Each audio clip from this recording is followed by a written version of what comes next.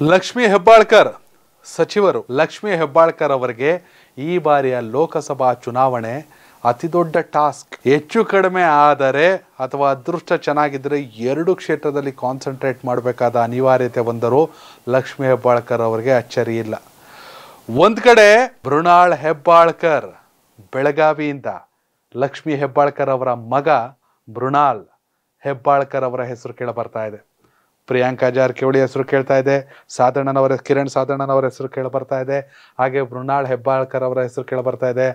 ನನ್ನ ಮಗ ಬೆಳಗಾವಿಯಿಂದ ಸ್ಪರ್ಧಿಸಬೇಕು ಅಂತ ಜನ ಇಚ್ಛೆ ವ್ಯಕ್ತಪಡಿಸೋರು ಅಂತ ಇತ್ತೀಚೆಗಷ್ಟೇ ಸಚಿವರಾಗಿರುವಂತಹ ಲಕ್ಷ್ಮೀ ಹೆಬ್ಬಾಳ್ಕರ್ ಅವರೇ ಹೇಳ್ಕೊಂಡ್ರು.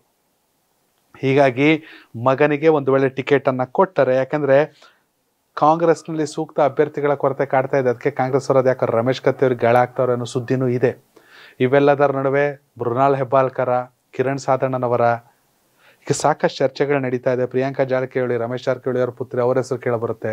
ಹೀಗಾಗಿ ತನ್ನ ಮಗನಿಗೆ ಟಿಕೆಟ್ ಬೇಕು ಅನ್ನೋ ಲಾಬಿಯನ್ನು ನಡೆಸಿದ್ದಾರೆ ಅನ್ನೋ ಮಾತುಕತೆ ಒಂದು.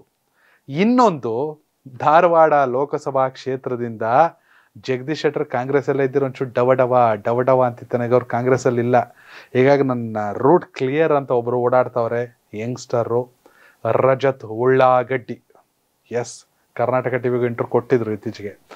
ರಜತ್ ಉಳ್ಳಾಗಡ್ಡಿ ಅವರು ಲಕ್ಷ್ಮೀ ಹೆಬ್ಬಾಳ್ಕರ್ ಅವರ ಅಳಿಯ.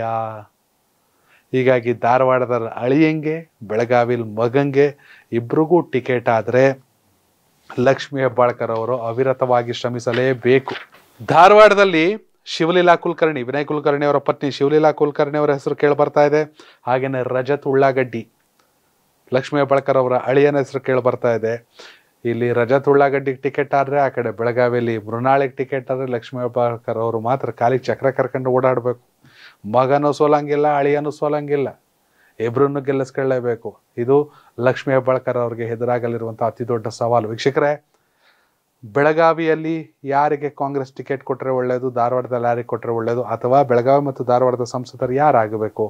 ನಿಮ್ಮ ಅಭಿಪ್ರಾಯ ಕಾಮೆಂಟ್ ಮಾಡಿ. ಧನ್ಯವಾದಗಳು.